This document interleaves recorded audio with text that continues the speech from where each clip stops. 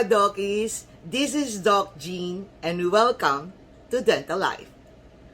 Okay, on this video, I am going to show to you what are the 5 keys to a profitable dental life practice.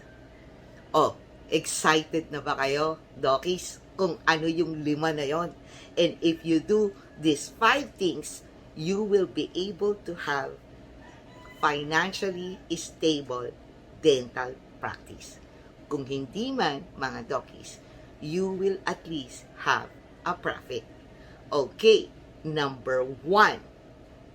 One of the secret, Doc, is how you are going to solve your patient's problem.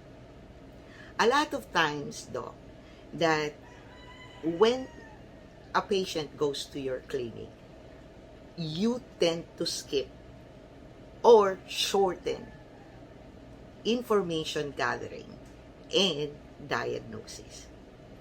Kasi for some reason, we are too rushed to do the treatment so that we can earn.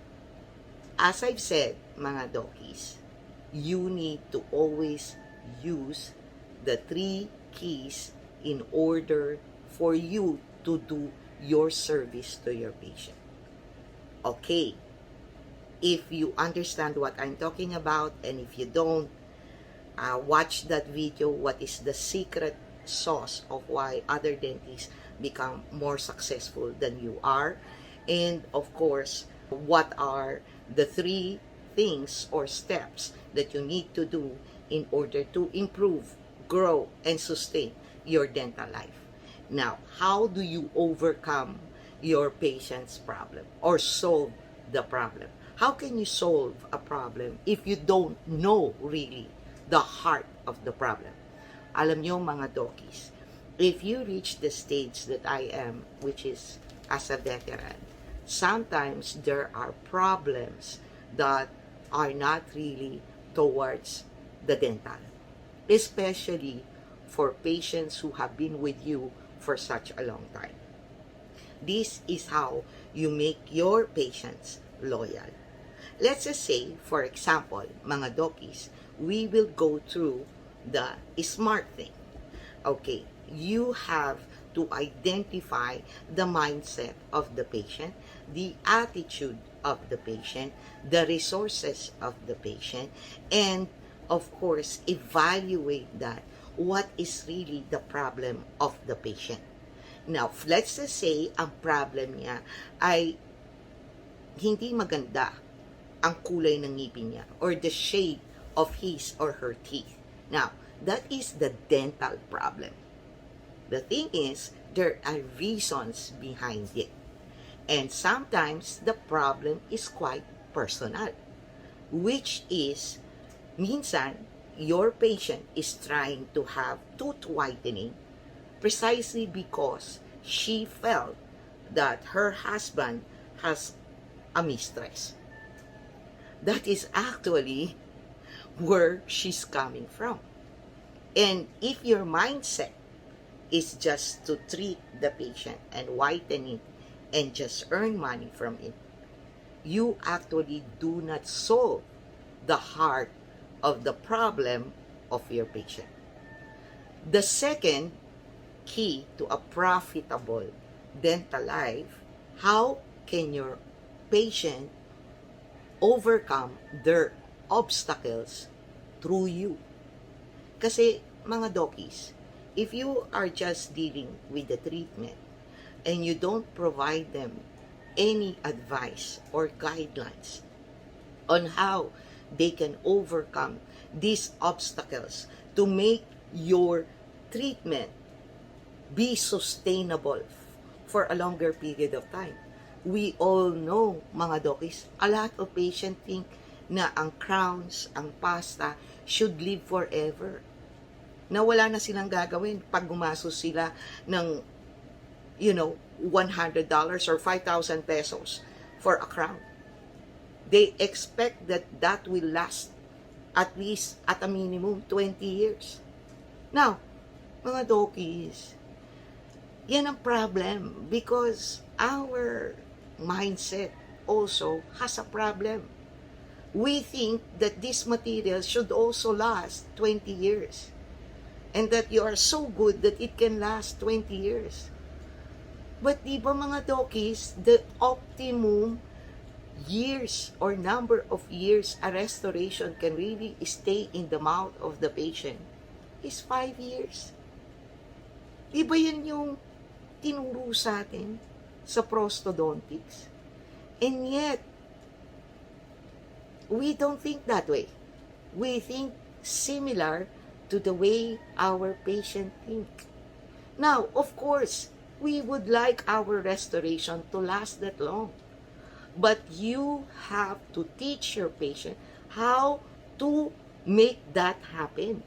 If you want your restoration to really last 20 years, it is not just a matter na ang dental lab mo will do a good crown or that you will do a good preparation or tooth preparation. You have to teach your patient how to maintain it.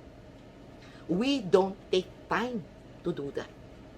And if you are able to provide them steps, ng katulad ng ginagawa ko sa inyo mga dokis, provide them solutions in order that they can sustain that if they want it to last 20 years.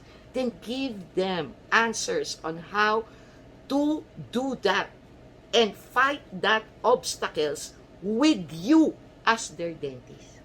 And in the end, mga dokis, you will also earn along the way.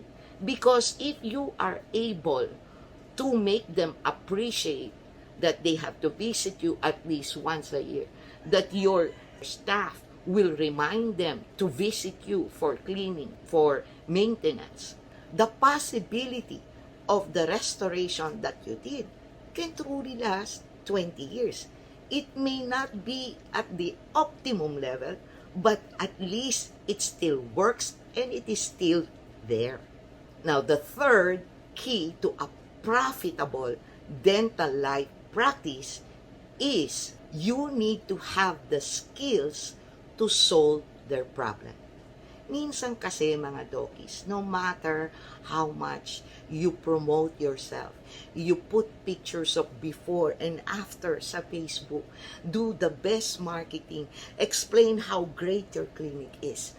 If you cannot deliver the treatment because you are skilled or properly trained to do the treatment, you will totally fail in that treatment. And in the end, your patient will not be happy with you. And instead na maging ambassador mo sila to spread the word how great you are, they will even post it in their own social media how bad a dentist you are. So that is why it is very important, mga dokis, that you need to have the right politics in your smart. Now, if you need to understand what politics I'm talking about, there's also a video on that and you can watch it. Now, what is the politics?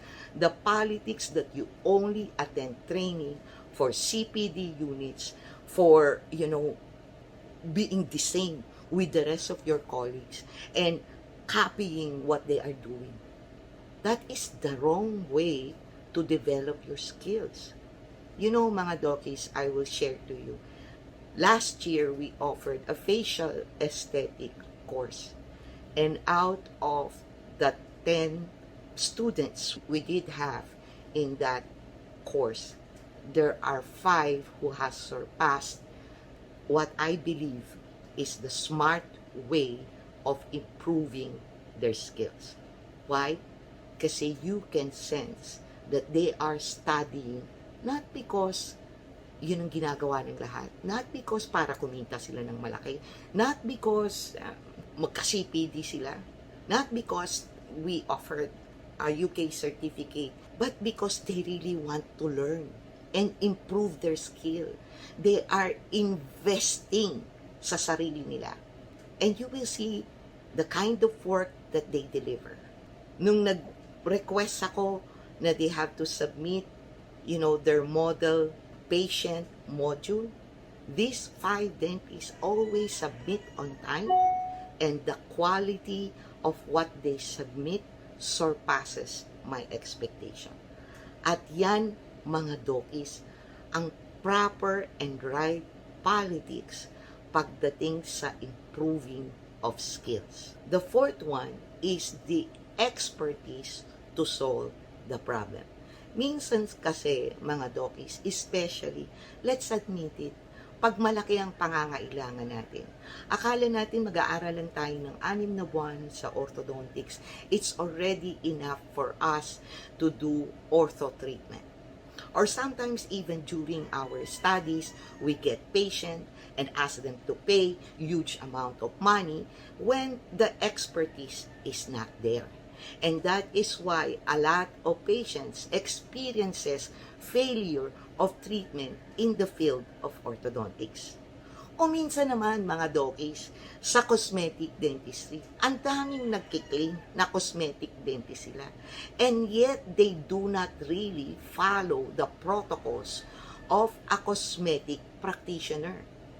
Ako, mga dokis, I couldn't care less kung nag-aaral ka o kung ano man ang drama mo at gusto mong tawagin ang sarili mo na cosmetic dentist, fine. Go ahead. Make yourself happy. But, make sure that you have the expertise and you follow really the right way of practicing cosmetic dentistry. The last one is we fail to bring the patient from the state where they first entered and sit down in your clinic to the actual situation they want to be. Minsan, they want to have a perfect smile. And sometimes, patient wants na magmukha sila na, super puti ang ngipin. Unfortunately, from the time that they sat in your chair and then the time that they paid, you did not deliver what they actually want or desire. Di ba, mga dokis? We always say we must follow what the patient wants unless it is detrimental to their health. Kahit anong galing mo, doki, kahit anong advertising, marketing na gawin mo, you will not be able to turn your patient around and become your ambassador to promote your clinic if you are not able to provide your patient the results that they expect from you. So, yan, mga dokis, pag nagawa mo yung 5 na yan, you will be able to have a really profitable dental practice in your dental life. Now, if you like these videos, mga dokis, do give me a thumbs up, subscribe, hit that notification bell para naman every time I upload, you will be notified. This is Doc Jean. Always stay safe and be healthy.